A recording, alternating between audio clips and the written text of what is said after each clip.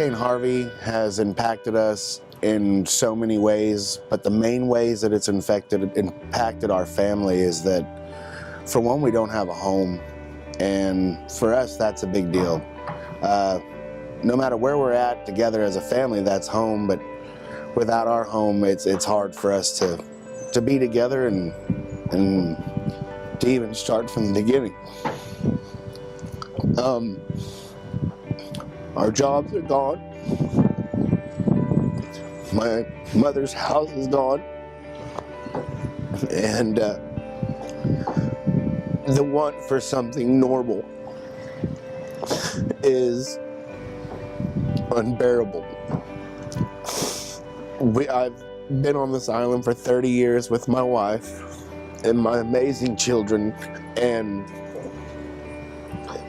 we've heard stories of these things. We've never witnessed them. We have